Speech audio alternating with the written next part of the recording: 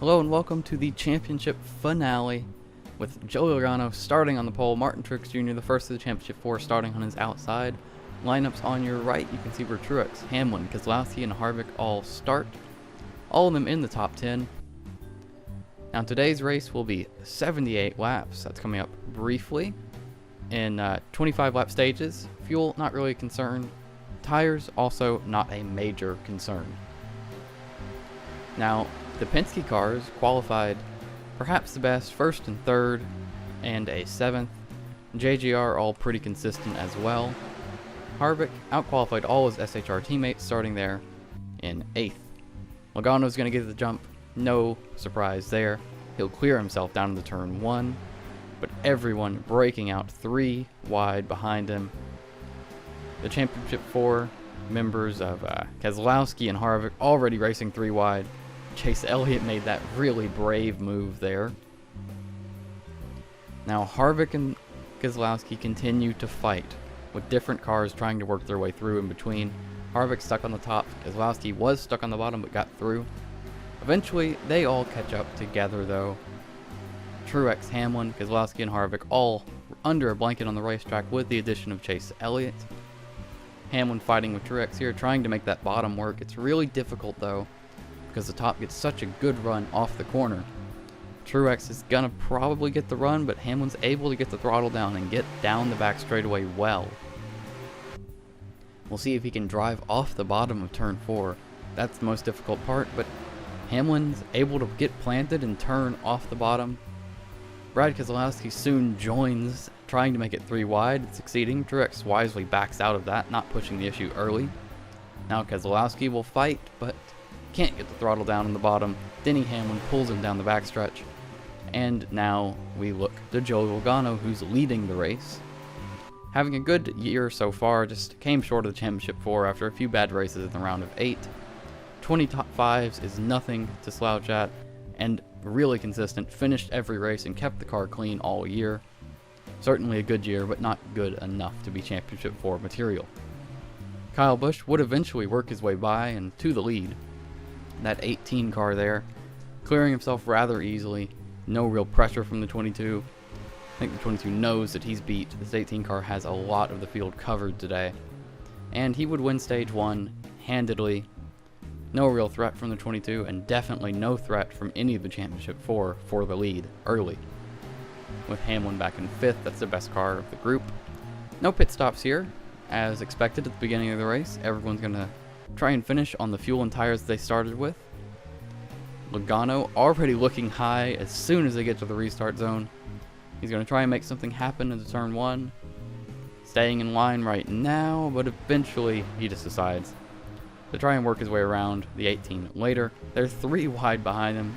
Brad Keselowski, Denny Hamlin racing hard. Contact is made, both of them lift. That's going to let Chase Elliott run away a little bit here. Hamlin and Keselowski getting together costs some time. They'll continue to race really hard though. Blaney would work by. Bowman's now looking for the spot as the 11 and 2 hold each other up repeatedly. Eventually, Hamlin's able to get the drive off from the top and clear the 2 car, but not before they lost a ton of ground to the leader. Kyle Busch continuing to run away, over a second ahead. No real problems keeping it going. 22 car and the 9 car racing for second. The 9 looks to have some speed, but still nowhere close. Look towards the end of the stage, 4 or 5 laps to go here. Alex Bowman still trying to work his way past Denny Hamlin. Hamlin racing super aggressively, trying to throttle up and clear himself. Can't do it. That forces him to lift, lose all of his momentum. And that super aggressive move on Alex Bowman is going to cost Hamlin the championship lead. Brad Keselowski gets through, and that track position could be all important. As we come to the end of the stage, it's a guaranteed caution and another restart where the 2 will have better track position than the 11. The 4 and the 19 really not in the conversation as of right now, but we'll see if they can come around later. Kyle Busch going to bring them down to the restart. Joey Logano right behind him. Chase Elliott, Ryan Blaney, Brad Keselowski, that's your top 5. Kyle Busch gets away easy here, no problems whatsoever, and they're already racing for second behind him. Racing for the championship 4, Denny Hamlin wastes no time working his way through, trying to get clear of the 2 car again. Similar move to what he tried on Alex Bowman, but this time a little more successful. He draws even entering turn 3, and he's going to be able to make a big move out of turn 4 if he can just get back to the throttle, but the 2 car able to do better than the 11. The 11 just spins off the bottom, can't make any progress. And now Brad Keselowski is racing Alex Bowman, Ryan Blaney, trying to put himself a little bit of distance between him and the 11 car. Really, he's stable. Whenever they're in clean track, he gains about a few hundredths every lap and doesn't have to worry too much about that car, but the 11 is still back there. And you can see the 4 car, so good at Phoenix, slowly creeping up. Kevin Harvick coming into the picture now, Christopher Bell behind him. As they race harder and harder for this spot, Harvick continues to get closer. Bowman and Blaney holding up Keselowski. Denny Hamlin fighting for the spot behind them.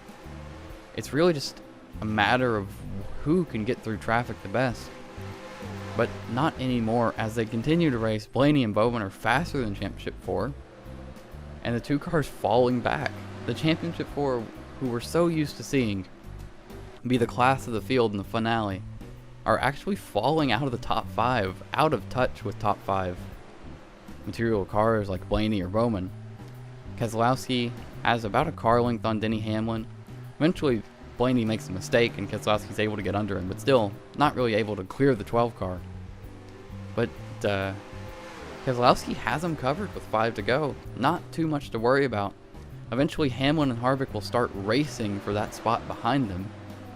Harvick obviously thinks that he can get past Hamlin and get to Keselowski, but Keselowski's got it covered with 2 to go. He just needs to hit his marks and he can win his 2nd Cup championship. Racing with Blaney here, all smooth through 3 and 4, nothing to worry about. Blaney racing him hard for a teammate who's in the championship battle, but still racing him clean, giving him plenty of room, not pushing the issue with the 2 car. And I'd imagine Blaney would let the 2 car go if he thought Brad was at risk of losing the spot. Coming to the white flag, no pressure out back. 2 car lengths back to the battle for 7th. That's the battle between Hamlin and Harvick. Christopher Bell coming to join. Keselowski and Blaney racing for a top 5 here, but more importantly, racing for the championship is Brad Keselowski. Kyle Busch wins the race, no pressure all day, dominated. But Brad Keselowski will be the 2020 NASCAR Cup Series champion from sort of an underdog perspective. As we look at his stat line here in a moment, we'll see that the 2 car was not necessarily strong all year. Sure, he has 5 victories, but none of those came in the playoffs. And 3 of them were in races where he led very few laps and sort of lucked into it at the end. 2 restrictor plate victories where he led less than 3 laps. And a Bristol victory where most of the field crashed in the last 15 laps. And now we'll take a look at the Championship 4, their finishing positions. 6, 7, 8. Usually we see that 1, 2, 3, but 6, 7, 8 this year, and Martin Truex Jr. just a little bit off the pace, finishing outside the top 10, something he rarely does this year. And now we'll take a look at the season-long points. Here in a moment when they come up, Denny Hamlin would have won the championship in a season-long format. Our champion, Brad Keselowski, would have finished 6th. This is the most points earned. It's also all the stats. Denny Hamlin's impressive 10 wins and 20 top 5s, 26 top 10s. All of it there, 684 laps led. Hamlin, once again, can't walk away with the championship, but he can say that he was absolutely the best car this year. Maybe not the most consistent at times, but the best. And that will be it for this race and this series. I really enjoyed making it. I hope you've enjoyed it. I'm excited to see if the predictions can be accurate, and I'm going to take a couple weeks off from this and come up with something new. So look forward to something new to do with these simulations here in the next couple weeks. That will be all. Have a good day, and hope you enjoyed the video.